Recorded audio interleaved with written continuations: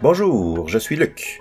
Dans la vie professionnelle, on me dit DBA, administrateur de BD Oracle, mais je me considère DBA en ma vie perso. D pour Dad, B pour Québécois et A pour amateur de sport. Bonjour, je suis Louis, développeur passionné par le code et les solutions innovantes. Mon quotidien, c'est transformer des idées en applications, mais aussi parfois expliquer aux gens que dev ne veut pas dire magicien, même si on s'en rapproche un peu. Bienvenue dans À la base de la donnée, le podcast où on plonge dans l'univers fascinant de la data, du cloud, des applications. Et tout ça dans un contexte Oracle. Chaque épisode, on explore ce qui fait vibrer le monde de la tech, des concepts clés aux tendances émergentes en passant par les nouveautés qui nous passionnent. On reçoit des invités inspirants qui partagent leurs idées, leurs coups de cœur et les innovations qui redéfinissent notre industrie. Le tout dans une ambiance décontractée où l'on mixe français et québécois pour rendre la discussion encore plus vivante et accessible. Alors, préparez-vous à explorer l'univers numérique avec nous, dans le plaisir et la bonne humeur. Bienvenue à tous. Bonjour Louis. Bonjour Luc, comment vas-tu ? Très bien toi. Très bien, merci. Aujourd'hui, nous allons parler des applications ERP et comment est-ce que nous réalisons quasiment quotidiennement des extensions à ces applications en utilisant Oracle Apex. Et pour parler de tout ça, qui de mieux que Sylvain Martel, directeur des solutions ERP personnalisées chez Talent Oracle Technology. Bonjour Sylvain. Bonjour messieurs, je suis heureux d'être ici avec vous. Sylvain, peut-être que ça serait bien que tu te présentes pour ceux qui ne te connaîtraient pas déjà. Bien sûr, je suis Sylvain Martel, directeur des solutions ERP personnalisées chez Talent. Basé à Montréal, au Canada, mon rôle est d'accompagner les sociétés qui possèdent des ERP, qui est un acronyme pour Enterprise Resource Planning. Je voulais les accompagner pour tenter d'optimiser leurs différents processus, s'assurer que l'ensemble des activités de l'entreprise soient concentrées, centralisées dans ces ERP, souvent avec l'aide d'ajouts comme du développement avec Apex. Sylvain, écoute, avant d'aller plus loin, je suis content que tu sois là aujourd'hui. C'est le premier Québécois sur notre balado. Je vois que tu as des images derrière toi de joueurs de hockey. Donc, un peu comme moi, tu es un amateur de sport. Je suis un amateur de sport. Évidemment, à Montréal, c'est difficile de ne pas être un amateur de hockey. Ouais. D'ailleurs, pour la petite histoire, le cadre là, qu'on voit en haut à droite de moi, il y a un ancien joueur du Canadien de Montréal qui s'appelle Michael Camilleri. La bonne histoire là-dessus, c'est à peu près, je crois, que c'est le seul joueur de hockey professionnel qui s'est fait échanger d'équipe entre la deuxième et la troisième période. Pour ceux qui ne connaissent pas trop le hockey était divisé en 3 tiers. Et entre le deuxième et le troisième tiers, ben, le directeur général s'est présenté dans le vestiaire, a dit ben là tu joues plus pour nous et tu t'en vas. Alors c'était une situation assez cocasse et que je me souviens très bien d'avoir vu à la télévision et les commentateurs disaient ben pourquoi Michael Camilleri se présente pas. Alors, je suis un très grand amateur de sport automobile aussi, et de tous les autres sports nord-américains que l'on suit confortablement dans mon sofa. Oui, et le plus drôle, ça aurait été que ce joueur-là se fasse échanger pour l'équipe à laquelle il jouait le même soir. Donc, il change de vestiaire pour la troisième période. Mais non, On ça, change de c'est dans les chandail. rêves un peu, là, mais ça aurait été quand même assez amusant de voir ça. Oui, oui. Sylvain, écoute, c'est un plaisir de t'avoir aujourd'hui. Comme Louis le disait, on travaille ensemble tous les jours sur différents projets et les extensions ERP. Et pour nous, je pense, un truc qui a beaucoup de possibilités, de potentiel. Les ERP, comme tu le disais, c'est des systèmes qu'on voit partout. Les grandes entreprises ont tous un ERP. J'aimerais ça peut-être que tu reviennes un petit peu sur avant de parler de ton expérience sur les ERP, de parler de ton expérience à travers la communauté, parce qu'on parle beaucoup de la communauté Oracle. Si tu as regardé nos épisodes, c'est un peu l'objectif de ce balado-là, d'avoir plus de contenu dans la communauté francophone. Donc, j'aimerais ça que tu nous parles un peu de ton implication dans la communauté, les différents groupes. Et je vais te demander aussi de parler d'une communauté, le OATUG, à laquelle tu as été nommé le Star Presenter of the Year. Fait que j'aimerais que tu nous parles un petit peu de ton implication et comment tu vois justement la communauté, l'importance de la communauté Oracle. Et c'est intéressant cet aspect-là, puisque j'ai fait plusieurs choses avant de travailler dans le monde Oracle, Apex, ERP. Je travaillais dans des différentes entreprises pour lesquelles on gravite toujours aux alentours des technologies Oracle. J'ai même travaillé dans des organisations qui implantaient des systèmes SAP, qui est bien connu en Europe aussi, là, qui a une autre entreprise qui font d'excellents ERP. Mais je trouve que la communauté reliée au développement Apex est tout à fait unique. On ne voit pas ça chez SAP ou beaucoup moins. Cet esprit communautaire, c'est tout à fait unique. Et j'ai joint finalement j'étais très heureux de me mettre au service de la communauté, si on veut, et partager mon expertise. Puis comme tu le dis, c'est à travers soit l'écriture de blog, soit on l'a fait dans notre entreprise, on faisait nos propres webinaires qui étaient diffusés sur YouTube, etc. Donc public, que tout le monde pouvait consulter. Il y a quand même un petit velours à partager des connaissances. Hein. Lorsqu'on dit, ben là, moi, je connais quelque chose que je crois que vous pouvez bénéficier, ben, c'est intéressant de faire ça. Donc, en plus du travail habituel, ben, de partager tes choses, c'est agréable et tu as souvent un retour positif. Hein. Les gens sont heureux de voir, ah oui, on peut faire telle ou telle chose.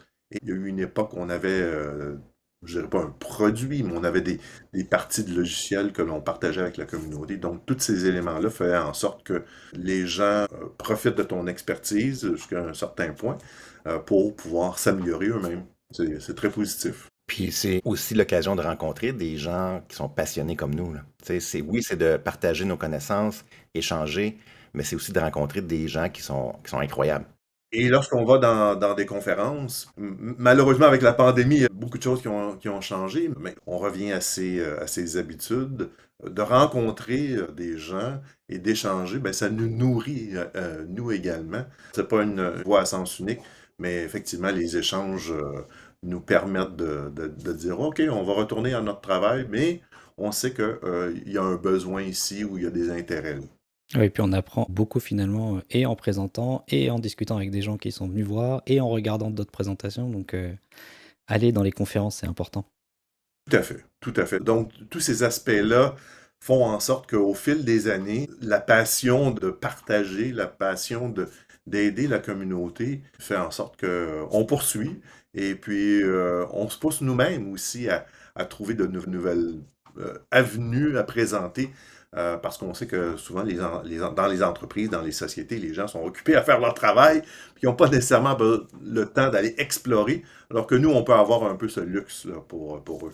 Oui, puis pour terminer là-dessus, tu sais, tu parlais de se challenger nous-mêmes, là. C'est vrai parce que tu veux présenter des choses que les gens vont être intéressés, les gens vont accrocher, là. Donc, il faut toujours aller trouver un angle un peu différent de ce qu'on voit normalement un peu partout parce qu'il y a énormément de contenu, mais il faut toujours trouver un angle d'approche ou de le présenter différemment pour que les gens puissent être accrochés, ils trouvent ça intéressant et qui te nomme, Sylvain, le Star Presenter of the Year. Bravo encore. Je crois que c'est comme un genre de hommage. En anglais, ils disent Lifetime Achievement. Ça fait tellement longtemps que je suis là qu'ils devaient me donner quelque chose. Là. Mais c'est bien agréable quand même. C'est une belle reconnaissance. Oui, puis c'est un titre qui envoie quand même, hein. Écoute, j'ai été estomaqué moi-même. Mais drôlement heureux puis fier de pouvoir dire ça. Mais de façon très, très humble. Là. D'aucune façon, je crois que je mérite ça, mais je vais le prendre puis je vais continuer à aider la communauté. Je suis sûr que c'est bien mérité, Sylvain.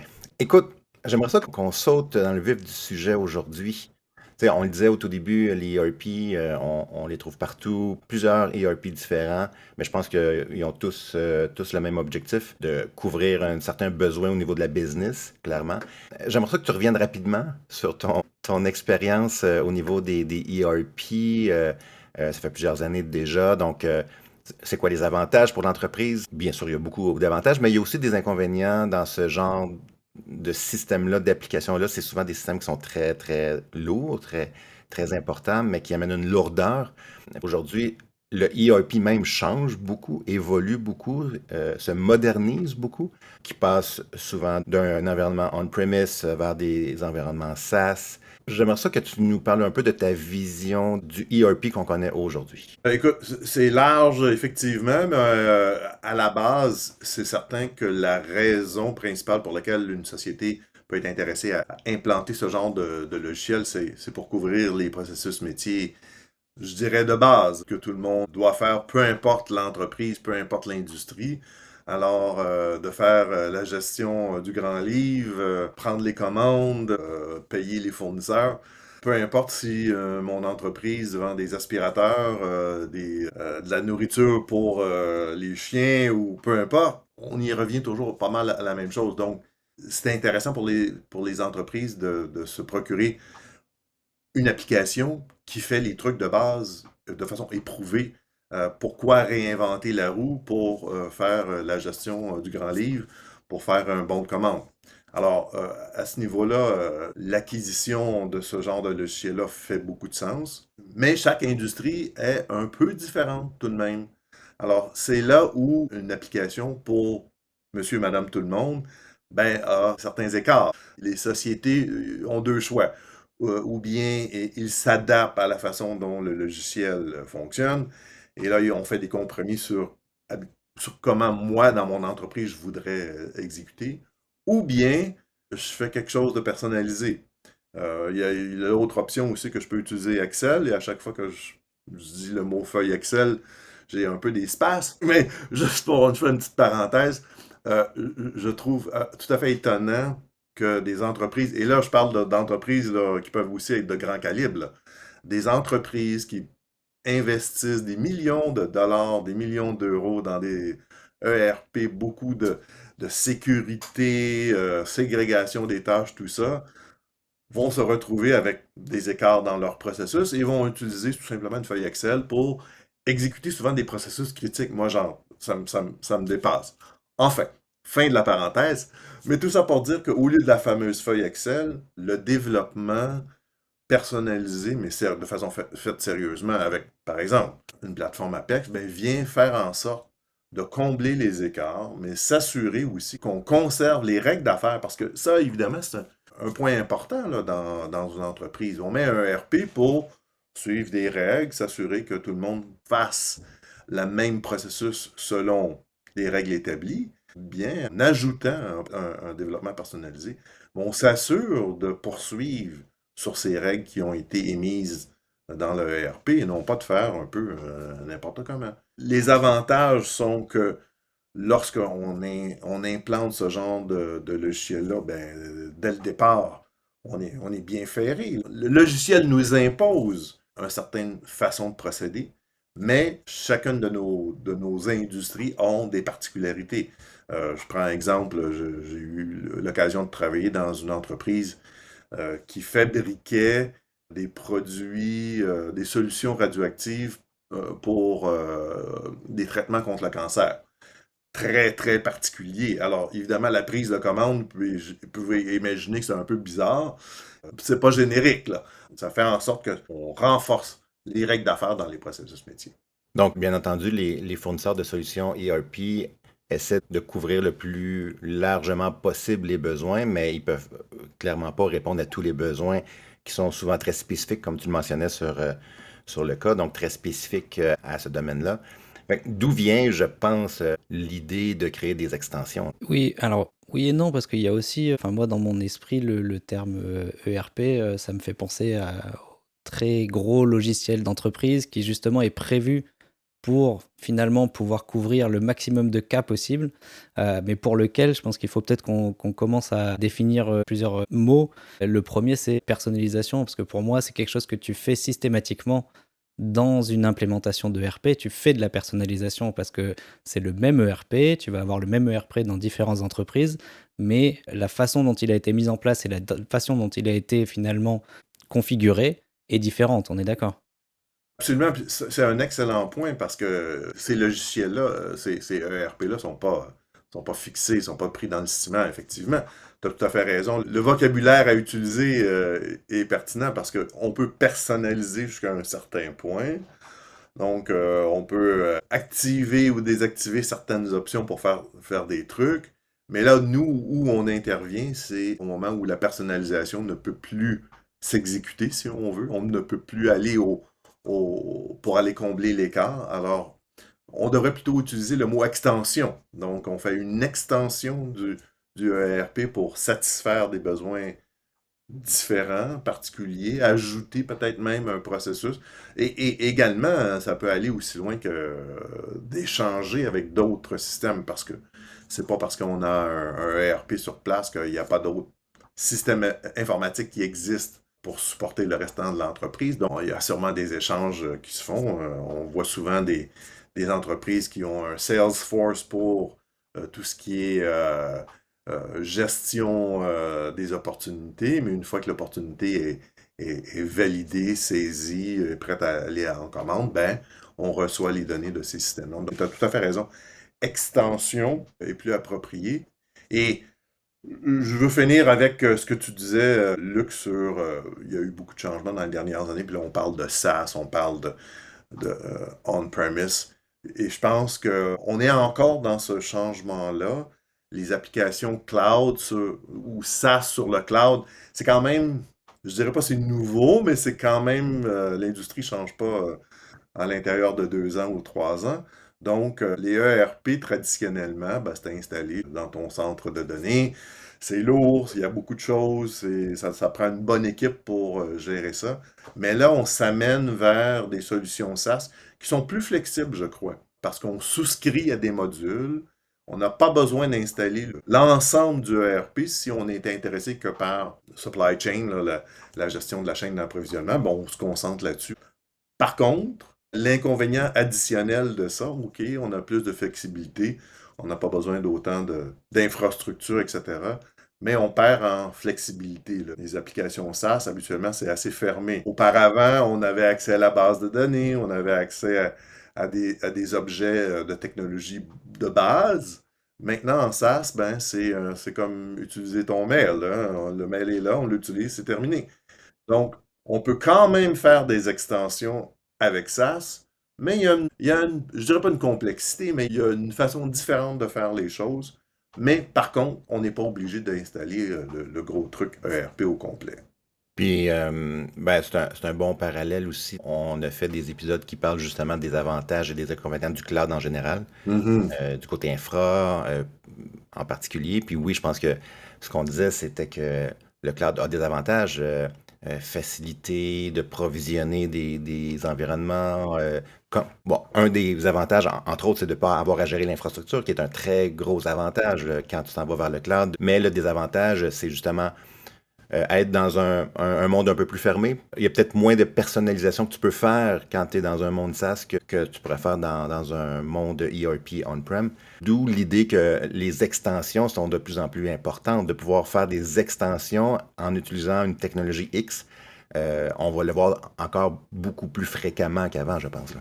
Puis, ça m'amène, puisque tu parles de cette différence entre on-prem puis cloud, mon expérience que j'adore à propos du développement sur Apex, c'est que justement, peu importe si mon système, bon, ma base de données Oracle, disons-le comme ça, se trouve dans mon centre de données on-premise, que ça se retrouve sur le cloud, mon Apex peut vivre quand même. Donc, moi, écoute, chapeau à ceux qui ont développé cette plateforme de développement parce que c'est assez rare de voir un environnement de développement aussi flexible.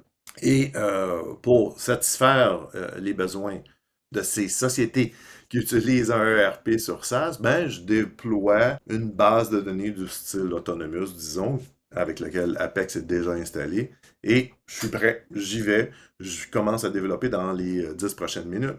Dans le monde d'aujourd'hui, où on est vraiment habitué avec mon mobile, là, je télécharge une app, je l'utilise, Ouais. je trouve que c'est un peu le même concept avec Apex, c'est qu'une fois déployé, je commence à l'utiliser, puis c'est très rapide. Donc, beaucoup de flexibilité sur cette plateforme. Juste avant d'aller plus loin puis de parler de technologie, j'aimerais ça juste pour un peu que tu nous donnes des exemples de projets concrets sans aller dans les détails, mais qui nous permettraient de voir quel genre d'extension tu as déjà travaillé, que tu as déjà fait, le besoin métier à l'origine et comment tu as pu livrer une solution, comment la solution que tu as livrée a répondu aux besoins métiers du client. Je vais commencer par un cas qui est extrêmement populaire. En fait, je pense que tout le monde a ce souci-là, c'est au niveau des comptes fournisseurs et la saisie des factures qui viennent de nos fournisseurs. C'est un cas tellement c'est universel en fait, où je reçois mes factures, soit papier, soit sous format PDF, et là je dois les saisir dans mon ERP. Dans le monde d'aujourd'hui, c'est une activité sans très grande valeur pour vrai.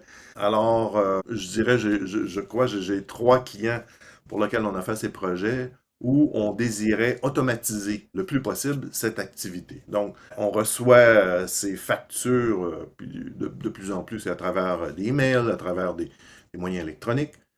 On reçoit ces factures de façon électronique. On demande à un service, soit AI, soit de OCR, d'extraire les données des factures et essentiellement de saisir la facture dans le ERP avec ce processus-là. Et l'extension, en fait, dans les 3 cas, là, les activités sont semblables, et de se concentrer seulement sur les exceptions. Ce que j'entends par là, c'est que lors de l'extraction des données, si le terme de paiement a pas été enregistré ou reconnu de façon correcte, évidemment, je ne pourrais pas associer ce terme de paiement-là, peu importe quel qu'il est, à ce que j'ai dans mon ERP. Un terme de paiement net 165 jours, ça n'existe pas. Là, l'utilisateur doit faire quelque chose pour aller faire la correction. Donc, m'occuper des exceptions, mais s'il n'y a aucune exception et que ça valide avec les données que j'ai dans mon ERP, la facture est saisie, passe dans le ERP, et la prochaine étape, c'est le traitement de paiement. Donc, au lieu de consacrer du temps à saisir des données, je consacre du temps à corriger des erreurs pour, évidemment, 1 million de raisons. Et effectivement, ça améliore le processus, ça rend plus efficace les gens, et au lieu de peut-être avoir engagé une personne de plus parce que mes activités commerciales augmentent, puis j'achète davantage de mes fournisseurs, ben avec les mêmes gens, je peux traiter davantage. Il y avait une augmentation de l'efficacité à ce niveau. Un autre exemple là, que moi et Louis, on a vu il n'y a pas très longtemps, donc une entreprise manufacturière qui expédie les produits. Je crois que ce n'est pas unique à Oracle et Business Suite, le ERP sur lequel on travaillait, mais probablement sur tous les ERP. C'est que les processus sont souvent morcelés. On a une activité pour sélectionner la pièce, une activité pour confirmer qu'elle va être livrée, une activité qu'elle est confirmée livrée. Et lors de l'implantation, bon, on le fait, cette configuration-là, pour les besoins de notre entreprise, mais une fois que c'est fait, c'est toujours la même chose. Alors pourquoi que nos gens qui sont sur le quai d'expédition doivent faire les 3, 4 ou 5 activités de façon séquentielle pour chacun des expéditions? Le client nous demande, est-ce qu'on peut automatiser ces 4 étapes-là? Et peut-être même ajouter des choses, aller rechercher un numéro de transport venant de FedEx, DHL ou je ne sais pas trop quoi et ajouter au processus. Alors, on a développé une application Apex qui fait que l'ensemble des transactions que j'ai à faire est réduit au minimum. Les personnes qui sont au quai d'expédition maintenant utilisent une application Apex, sélectionnent par exemple la pièce à expédier et en arrière-plan, notre application Apex s'assure de faire les différentes activités qui sont toujours les mêmes jusqu'à ce qu'elles soient confirmées pour l'expédition. Donc, réduction des erreurs pour la société et aussi pour les utilisateurs, c'est beaucoup plus simple. Et peut-être que c'est pas un élément qu'on considère lorsqu'on fait des projets, mais les gens sont plus heureux à faire le travail parce qu'ils ont qu'à presser sur un bouton puis tout se fait au lieu de se taper 3 ou 4 écrans différents. On est tellement dans un monde où ce qu'on cherche de la productivité, on veut rendre les choses efficaces, réduire les erreurs. Tu sais, on est dans un monde comme ça, donc je pense que c'est important aujourd'hui dans toutes les tâches qu'on fait d'être le plus efficace possible. Donc ce que je comprends, c'est que ces extensions-là, justement, permettent d'avoir un processus qui est maintenant efficace et comme tu le disais, qui réduit énormément les risques d'erreur aussi. Donc pour l'industrie, c'est payant d'avoir un processus qui est plus rapide et plus efficace sans erreur. Donc, tu sais, je pense que peu importe le besoin métier, je pense que c'est toujours l'objectif. Et ce que j'entends ici, c'est que ces extensions-là permettent de livrer une solution qui répond à tous ces besoins-là. Donc, Parce que la personnalisation viendrait peut-être affecter ou améliorer ou cibler chacune de ces 4 étapes d'expédition-là de façon séparée. Mais là, une extension fait en sorte qu'elle met un chapeau par-dessus tout ça. elle orchestre tout ça. Voilà, très bien dit. Ce qu'il faut bien comprendre, je pense, là-dedans, c'est que l'extension, elle vient vraiment en complément de l'ERP. On n'est pas du tout sur remplacer. C'est-à-dire que dans toutes les extensions qu'on peut créer, on peut continuer finalement à faire les actions dans l'ERP sans problème. Les actions qui étaient là avant, on peut continuer à les faire et c'est tout à fait possible de les gérer avec l'ERP.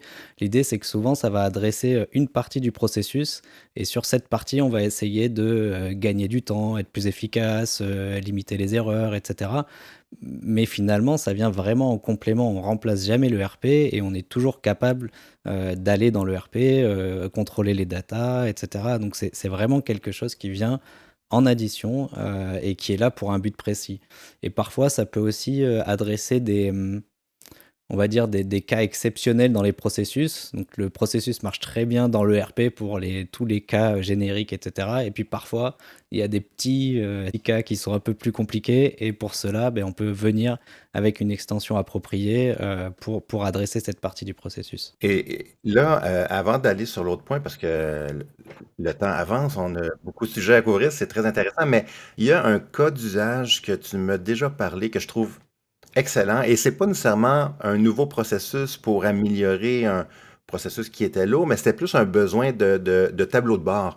Une entreprise ici au Québec qui fabrique des portes et fenêtres, je crois, et tu as développé un système de tableau de bord qui est utilisé, je pense, sur la chaîne de montage pour suivre l'évolution, pour suivre un peu la production des différentes portes et fenêtres. Et donc, on ne parle pas d'améliorer un processus, mais on parle ici d'avoir des tableaux de bord en temps réel suivis par les gestionnaires. Donc, ça, je trouve que c'est un cas qui est super intéressant et justement, des extensions permettent de pouvoir livrer des pages qui sont incroyablement belles.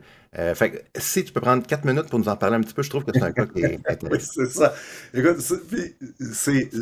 j'aime beaucoup cet exemple-là, puis merci de me le rappeler parce que c'est pas, je dirais, c'est un peu sympathique comme extension, mais effectivement, donc c'est une entreprise manufacturière de portes et fenêtres.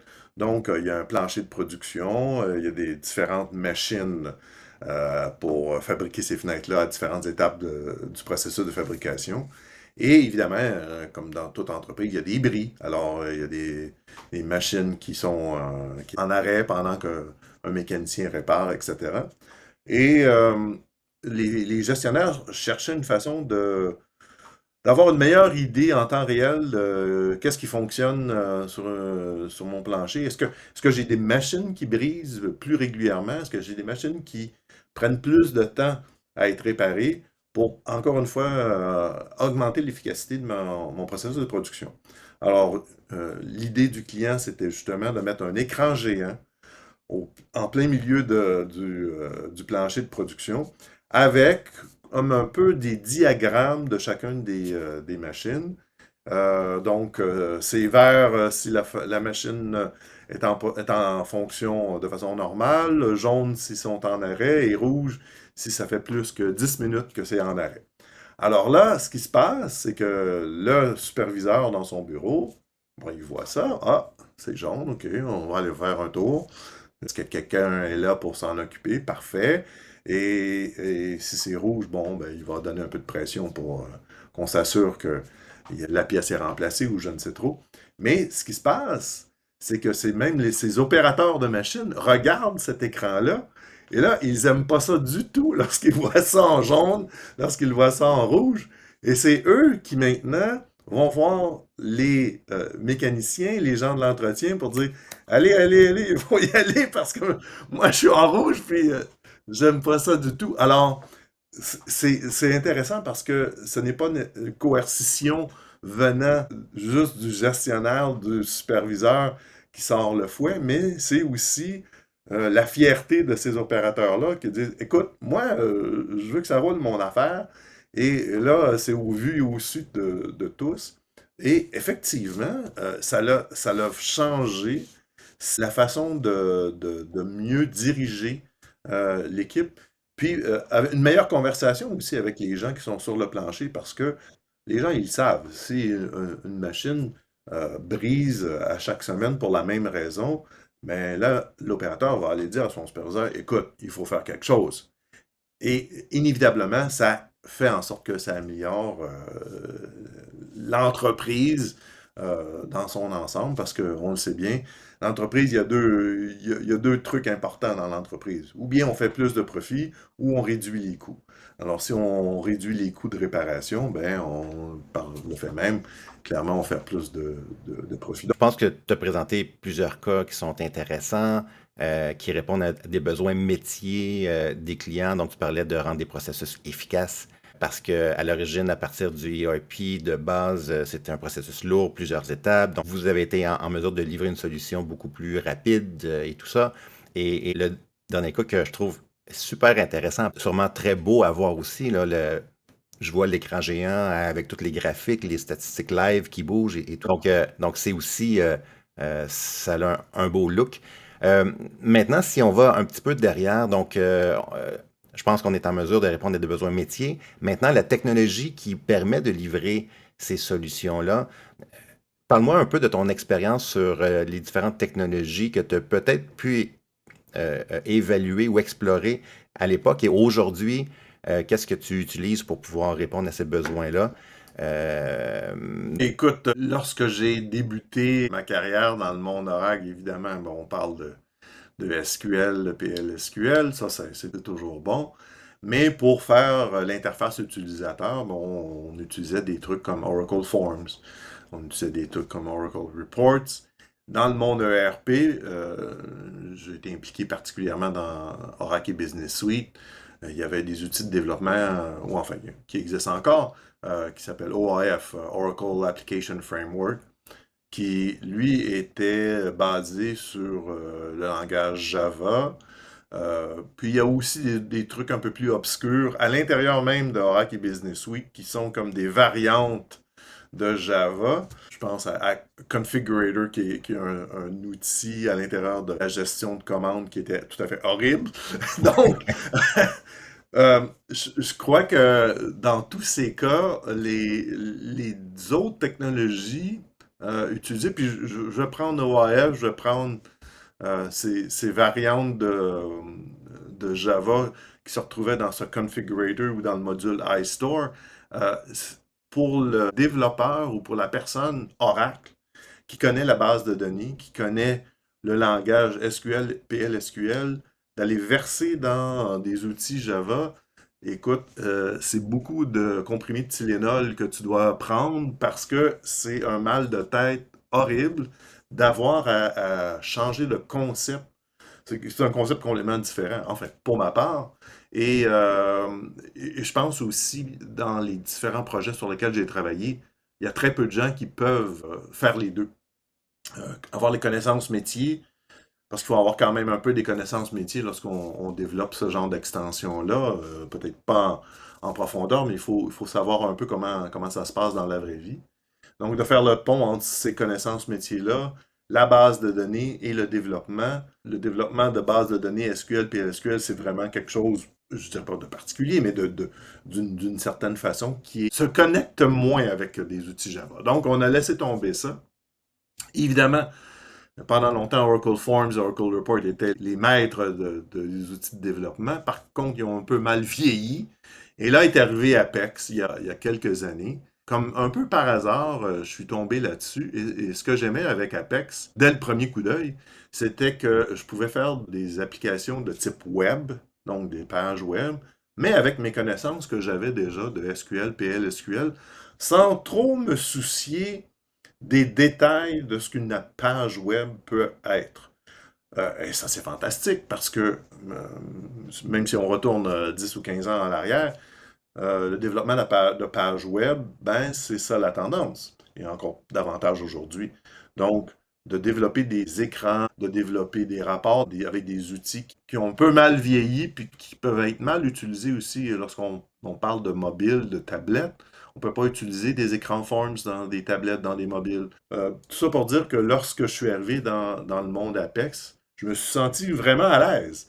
J'ai appris doucement à utiliser ce Apex-là. Je n'avais pas à me soucier de la technologie web. Donc, on parle de HTML, on parle de CSS, on parle des valeurs de session, puis bon, plein d'autres choses. Mais je n'avais pas à m'en soucier. Et ça me rappelait feu Joel Coleman, qui est un des fondateurs, créateurs de Apex, qui avait sorti une belle phrase, c'est que Apex, c'est de low code ou no code à full control. Alors, Apex te permet de faire tout ça. Et on navigue dans ce spectre selon les besoins. Et pour moi, à comparer à des langages de développement Java, JavaScript ou autres, je ne m'étais jamais senti à l'aise. Alors que là, je me suis senti à l'aise rapidement et je pouvais me concentrer à développer une solution. Ouais, Donc, tout à je fait. pense que c'était ça la grand avantage, pas nécessairement qu'un point de vue technique, mais d'un point de vue réalisation métier. Je voudrais juste faire une petite parenthèse. C'est un très bon point ce que tu as dit au niveau des technologies de développement, parce que quelqu'un qui est, je dirais, peut-être consultant fonctionnel sur un ERP, qui connaît bien le SQL, qui potentiellement connaît un petit peu le PLSQL, sera pas du tout perdu pour regarder et pourquoi pas comprendre comment fonctionne une extension ou même en créer une. Donc c'est vraiment les mêmes technologies et c'est vraiment agréable de pouvoir créer immédiatement ces choses-là. Tu as tout à fait raison. D'ailleurs, je te fais une petite parenthèse. Dans tous les projets, ou dans la majorité des projets sur lesquels j'ai travaillé, j'étais, je veux dire, entre guillemets, surpris que les personnes fonctionnelles nous donnaient des énoncés SQL pour dire, écoute, si tu veux trouver les factures qui n'ont pas été encore approuvées, roule ce SQL, puis tu vas le trouver. Alors, eux, ils pourraient prendre avantage de Apex extrêmement facilement et aider là, à l'intérieur de l'entreprise. Peut-être qu'on pourrait regarder un petit peu comment est-ce qu'on crée ces extensions, qu'est-ce qui se passe au niveau de la sécurité. Je sais que dans tout ce qui est ERP, il y a une notion de contexte, qui on est, ce qu'on a le droit de regarder, quelles données on a le droit d'accéder. Comment est-ce que ça se passe tout ça avec Apex? Par défaut, Apex, c'est un outil de la base de données. Apex ne connaît pas les ERP, que ce soit Fusion Cloud Application, Oracle Business Suite ou autre. Il ne les connaît pas. Alors, il faut leur faire parler ces deux entités-là. Oracle Business Suite a sa propre configuration de sécurité qui est basée par compagnie. À l'intérieur d'une compagnie, ben, on a des responsabilités où on peut avoir une restriction sur les fonctions et les données. Il reste que tout ça, c'est enregistré dans la base de données d'une certaine façon. Alors, euh, en ce qui concerne l'utilisation d'Apex, on a quelques éléments à considérer. Un, l'authentification. Apex, lui, c'est une fenêtre vers la base de données, vers vos données. Alors, on doit s'authentifier. Il faut réutiliser soit une authentification qui est déjà faite dans EBS ou soit par une autre méthode. Et ensuite, aller recréer le contexte EBS à l'intérieur de Apex. Et là, évidemment, ça prend un peu de code. Jusqu'à maintenant, Oracle avait laissé un peu la porte ouverte à ça pour que tous et chacun le fassent. Lorsque j'avais joint InSum, maintenant Talent, et que j'étais impliqué dans des projets comme ça, j'ai vite vu ce potentiel de dire, écoute, pour chaque projet, on doit refaire ces éléments-là. Alors, j'avais développé cette application-là qui est devenue un produit qui s'appelle Handshake pour EBS, qui faisait en sorte de faire parler EBS et Apex ensemble, de recréer le contexte EBS à l'intérieur de Apex pour que la sécurité puisse être reconnue, c'est-à-dire sécurité des données, sécurité des fonctions, ségrégation des tâches essentiellement, et aussi visuellement parlant, là, pour que ça soit une expérience d'utilisateur agréable pour l'utilisateur. Et la beauté de la chose, c'est que Apex est installé dans la base de données de Oracle Business Suite. Donc, on a accès à l'ensemble des données-là. Donc, peu importe ce qu'on veut faire dans Oracle Business Suite ou dans Apex, en fait, ben c'est là. Et il s'agit tout simplement de connaître le modèle de données. On parlait de tableau de bord tout à l'heure, d'aller rechercher des données pour les afficher d'une façon beaucoup plus intéressante. C'est un cas d'utilisation universel, en fait.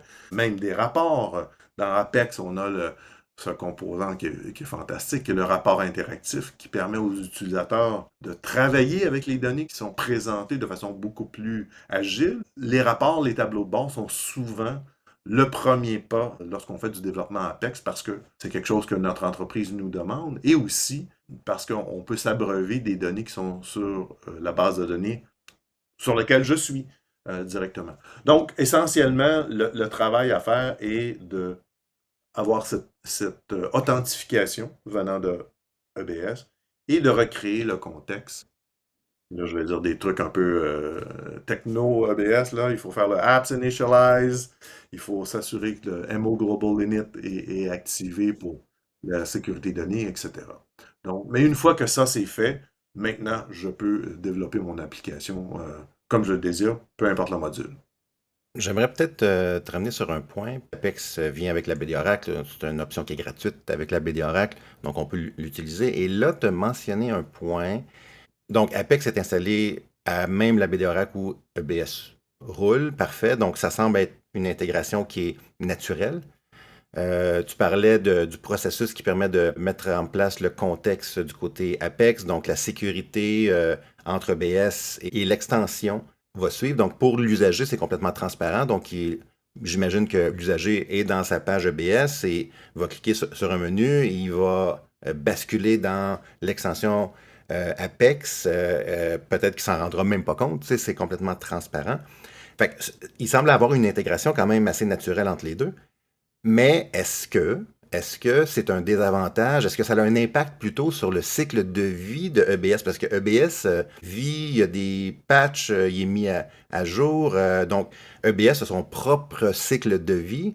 Avec cette intégration-là, est-ce qu'il y a un impact sur ce cycle de vie-là ou c'est complètement transparent? C'est une excellente question et c'est une question que toutes les sociétés qui veulent aller se faire de belles extensions Apex vont poser comme question parce que les patchs, les mises à jour dans EBS, c'est constant. Alors, on fait ça régulièrement. La bonne nouvelle, c'est que même si je suis vraiment associé de façon très proche à la base de données Oracle, je suis aussi indépendant. Je suis découplé.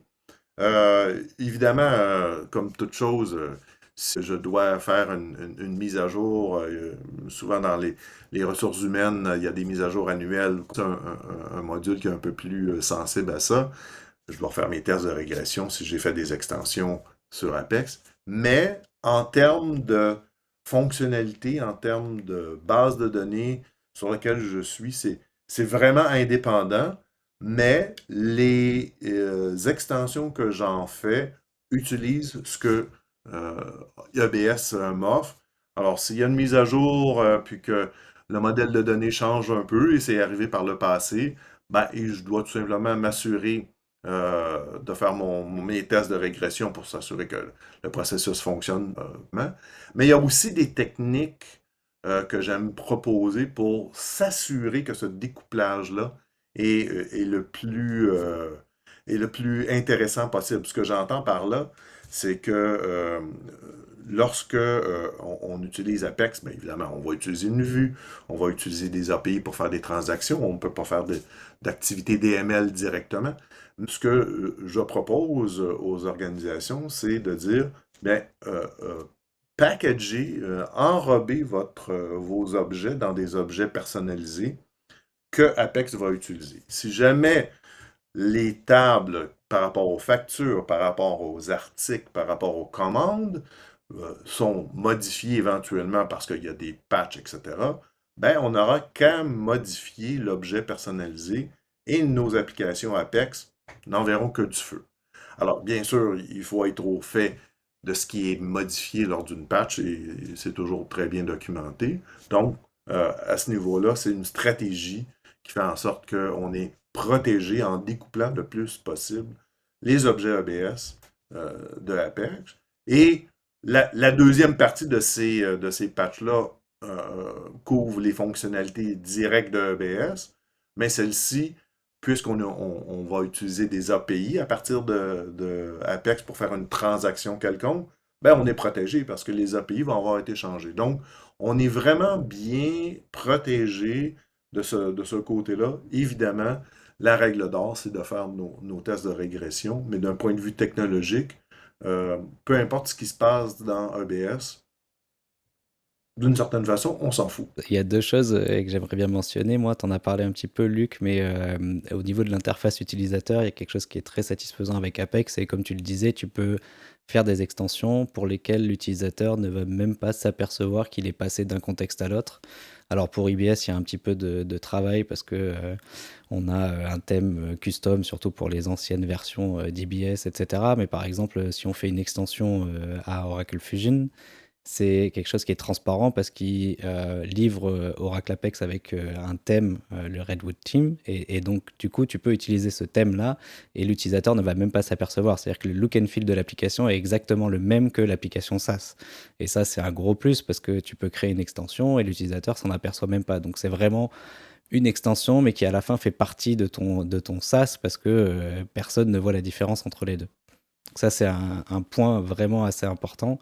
Le dernier petit point, et ça, c'est le product manager Simon Hunt, avec qui j'ai parlé la semaine dernière, qui me disait qu'il n'aimait pas le terme gratuit, parce que souvent, quand on parle d'Oracle Apex et gratuit, on sent qu'il y a un piège quelque part. C'est pas gratuit, il n'y a pas de coût additionnel de licence. Donc, il faut être licencié d'une base de données Tout à fait. Oracle, et on peut utiliser Apex, mais c'est pas gratuit. C'est un vrai produit et un produit sérieux qu'il faut considérer. Oui, parce que souvent le terme gratuit veut aussi peut-être dire pour les gens que c'est pas sérieux Mhm. comme produit. Mais parlant de sérieux, je pense que ça amène le point justement. Je vous écoute parler, vous êtes deux développeurs seniors avec énormément d'années d'expérience. Si je regarde Sylvain, oui, tu parlais de ce que Apex offre aujourd'hui. Tu parles du team qui est le même que Fusion.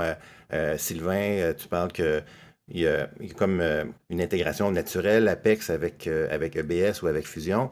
Est-ce que vous considérez Apex comme étant la plateforme de choix pour justement développer des extensions, que ce soit sur EBS ou sur Fusion? Oui, je te laisse la première partie de la réponse. Moi, je dirais que oui, la question ne se pose pas pour moi, et je dirais même plus que la question ne se pose pas au niveau d'Oracle, parce que c'est maintenant la plateforme privilégiée pour créer des extensions aux ERP, et on le voit bien, il y a eu des publications de livres blancs, etc. Pour Oracle e-Business Suite, il y en a pour Oracle Fusion. J'ai vu une présentation la semaine dernière, justement dans une conférence, sur une intégration de plus en plus facilitée pour créer des extensions avec Fusion. Je pense que oui, vu le travail investi pour faciliter ces extensions, je pense que la question n'est même plus à se poser. Je ne peux pas être plus en accord que ça avec cette affirmation. Oracle a décidé il y a quelques années que Apex était l'outil de développement par excellence. Ils réécrivent certaines applications, soit à l'interne et même à l'externe, avec Apex. Dans le cadre de Oracle et Business Suite, vers la fin de 2024, Oracle a maintenant un patch ou un ajout pour intégrer davantage Apex et EBS. C'est pas encore complet, mais c'est un premier pas qui nous dit, qui nous avise que c'est maintenant Apex que les organisations, que les sociétés devraient utiliser. Puis, tout à fait d'accord avec lui pour Fusion, qui est le prochain ERP. Je pense que Oracle tente d'amener les sociétés à utiliser Fusion. Et ça va prendre encore plusieurs années, mais c'est le chemin. Et on est déjà à dire Apex, c'est l'outil de développement pour faire vos extensions. Et ce que j'entends aussi entre les branches, c'est que Apex aussi est en train de devenir l'outil de développement de Fusion même. Ce que j'entends, c'est qu'il y a un module là, qui est en train de se faire réécrire en... Pour clarifier ce que tu disais, Sylvain, tu parlais d'une patch de EBS qui permet l'intégration plus naturelle d'Apex. C'est ça? Oui, tout à À fait. partir de quelle version de EBS? 12.2.14, mais je crois qu'on peut retourner jusqu'à 12.2.7 pour pouvoir installer cette patch. Qui permet une intégration encore plus. Puis je pense que en général, chez Oracle, c'est mon opinion personnelle, mais selon moi, je pense que Apex, en général, est la plateforme de choix maintenant de développement. Ce que Forms était à l'époque, ben, maintenant, je pense que c'est Apex, fait que ça fait du sens que c'est la plateforme utilisée pour moderniser toute leur application existante. Puis c'est la plateforme du futur, parce que si tu regardes par exemple pour Fusion, qui est le RP qu'ils sont en train de pousser parce qu'il est en mode SaaS, au niveau d'Apex, il y a des intégrations à 2 niveaux. Il y a des wizards qui permettent de créer des pages, etc., qui sont spécialisés pour Fusion, hein, depuis 24.1 et 24.2, donc les dernières versions de la plateforme Apex. Il y a aussi le support de toutes les sources de données REST spécifiques à Fusion, donc on peut directement aller chercher des données et les afficher. Donc il y a eu des développements qui ont été faits pour pouvoir intégrer ça de manière plus simple. Et de l'autre côté, donc côté installation, plutôt côté infrastructure, donc sur OCI, quand on regarde sur la plateforme Fusion, on a directement un wizard qui permet de configurer l'intégration Apex et Fusion. Et donc, ce wizard a été complètement simplifié et toutes les actions sont automatisées. Donc, on va fournir les grandes qu'il faut, on va fournir les credentials qu'il faut à la base de données et on va avoir une intégration qui est vraiment quasiment du quelques clics pour arriver à créer une extension. Donc, comme qu'ils font avec EBS et cette patch-là, du côté Fusion aussi, ils ont facilité l'intégration. Exactement. Tu vois, donc ça démontre encore plus, je pense, l'importance de la plateforme Apex. Un petit volet infra parce que j'aime ça. Vous parliez de OCI, tu parlais de l'IA, Sylvain, et encore une fois, comment Apex aujourd'hui, l'intégration ou l'appel de services IA est facilité aujourd'hui à travers Apex. Donc, bientôt, on va voir le mix ERP, Apex, AI, OCI. T'sais, je pense que ce mix-là existe aujourd'hui, on peut l'utiliser, mais la facilité d'utiliser ces différents outils-là va être grandement améliorée avec le temps, là. Puis on le voit, là, ils veulent améliorer l'intégration et faciliter l'utilisation de toutes ces technologies-là, là. Donc, le futur va être hyper intéressant, là. Sylvain, je sais que tu as déjà fait une démonstration justement de utiliser Oracle Analytics Cloud avec Apex sur du EBS. Tu vois, ça démontre aussi comment on peut jumeler ces outils-là. Parce que justement, le cloud nous amène à utiliser les bons outils au bon moment. Tu sais, tu as un besoin de faire du BI, ben, tu as Oracle Analytics Cloud. Tu as besoin de faire de l'intégration de données, ben, tu as Integration Cloud. Le cloud nous amène cette facilité-là à utiliser le bon produit au bon moment. Et justement, avec Apex, ça permet d'intégrer tous ces outils-là pour arriver avec une solution qui utilise les meilleures technologies possibles. Et peu importe notre opinion, pardon, c'est l'émotion. Peu importe notre opinion sur le cloud, moi, si on compare auparavant l'infrastructure qui était on-premise, le grand avantage, c'est que dès qu'il y a une innovation, on peut en prendre avantage. Alors que si on est installé dans notre centre de données, confortablement chez nous, les trucs IA, ben, c'est un peu plus difficile.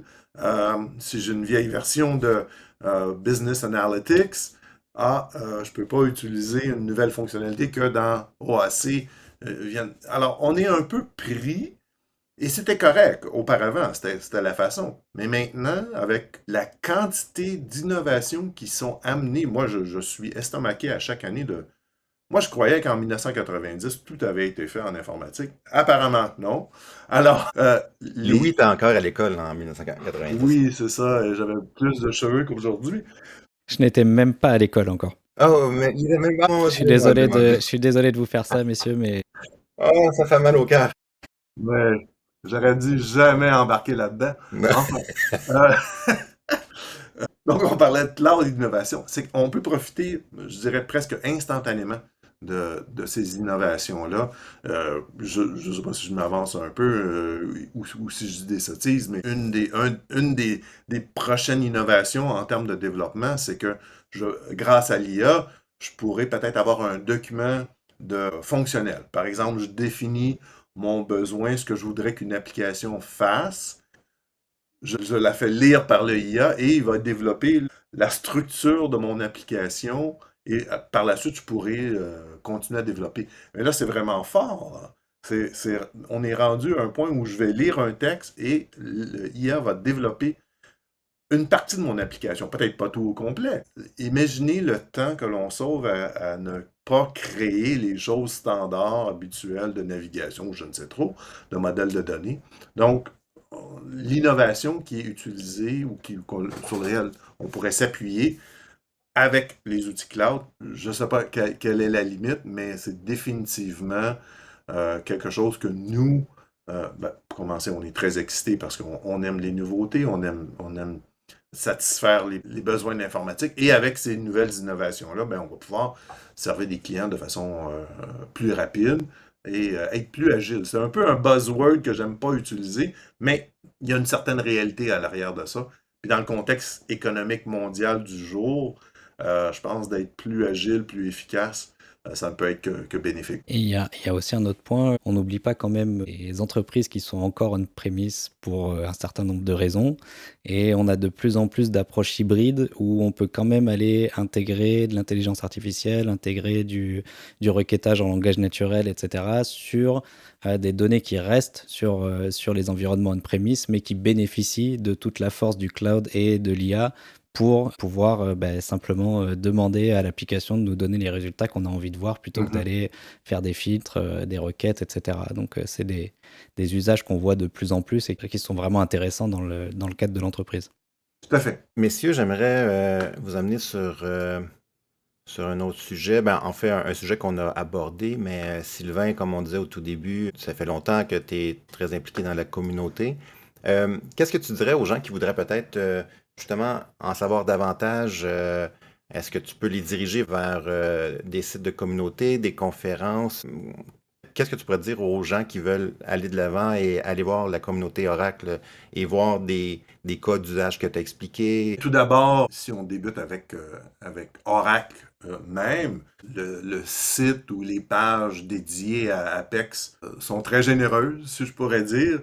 Il y a des sections où si on veut apprendre, on a un paquet de tutoriels, d'exemples que l'on peut utiliser, se télécharger pour apprendre, pour tenter d'explorer quelle est cette techno de façon gratuite au départ. En fait, on peut aller pas mal loin de façon gratuite, soit sur apex.oracle.com, pardon, ou même en allant sur OCI, en déployant une base de données autonomous. Par la suite, évidemment, il y a les groupes utilisateurs comme l'OFO, qu'on parlait de OATUG, comme groupe utilisateur, que ce soit comme individu, que ce soit comme organisation, je vois pas pourquoi on se passerait de cette information-là, parce que, puis je vais parler principalement de OATUG parce que je la connais plus intimement, la quantité d'informations,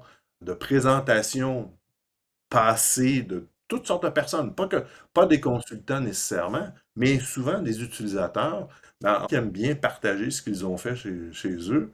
Puis la beauté d'un ERP, c'est que c'est le même ERP pour tout le monde.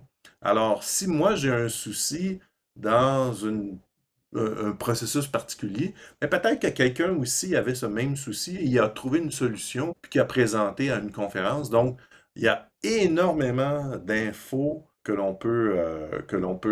sur lesquelles on peut s'appuyer, mais aussi des webinaires. Ces groupes-là sont très proactifs, proposent des webinaires sur toutes sortes de sujets de façon constante. Et évidemment, il y a les LinkedIn de ce monde, il y a les Twitter et autres sur lesquels les gens vont aller mettre des informations.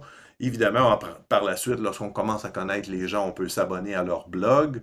Je pense à Connor McDonald de Oracle qui est très bon. Je pense à Louis Moreau qui est très prolifique dans ces Monday Tips que ça fait un petit bout, je pense, qu'on n'a pas eu Louis. Alors, je te mets un peu de pression. Mais Merci Sylvain. oui, c'est tellement intéressant. Ça commence tellement bien la semaine avec un Monday Tip. Alors, il y a vraiment tous ces éléments-là. Et si on se met à fouiller un petit peu, on s'aperçoit qu'il y a beaucoup, beaucoup d'informations. Il y a beaucoup de contenu. Puis il y a un site qu'on parle pas beaucoup, c'est les Live Labs de Oracle. C'est excellent. C'est des gens qui développent des petits workshops qui rendent disponibles à travers cette plateforme-là que tu peux rouler dans ton tenant à toi ou dans un tenant fourni par Oracle. Et c'est très concret. C'est les mains à la pâte et je trouve ça hyper intéressant. C'est des petits labs qui sont pas trop longs, mais qui, en passant à travers, te donnent, tu vois, l'essentiel pour pouvoir par la suite aller de l'avant. Sur ça, Louis, est-ce que tu penses que c'est le temps de faire une petite conclusion de cet épisode, ma foi, fort intéressante? Écoute, ouais, moi je trouve qu'on a eu une discussion assez intéressante. On a bien vu que les ERP étaient des systèmes assez complexes qui nécessitaient une grande personnalisation parce que chacun a un processus différent. Maintenant, ce qu'on a vraiment vu, c'est que Apex était la plateforme de choix pour réaliser des extensions, donc créer de nouveaux processus ou améliorer des processus existants. Et c'est la plateforme de choix parce qu'il n'y a pas de coût additionnel, on roule dans la même base de données ou le même écosystème Oracle, donc pourquoi aller chercher plus loin, tout simplement. Voilà. Je pense que sur ce, je vais remercier Sylvain de nous avoir rejoints aujourd'hui. C'était très agréable de t'avoir.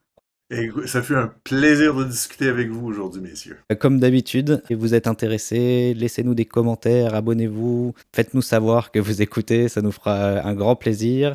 Dans notre prochain épisode, on aura un nouvel invité, Luc. Oui, un invité de chez Oracle, Julien Silverstone, va être avec nous pour le prochain épisode. Tu parlais, Louis, d'un monde hybride, multicloud. Donc, justement, ça va être le sujet de notre prochain épisode.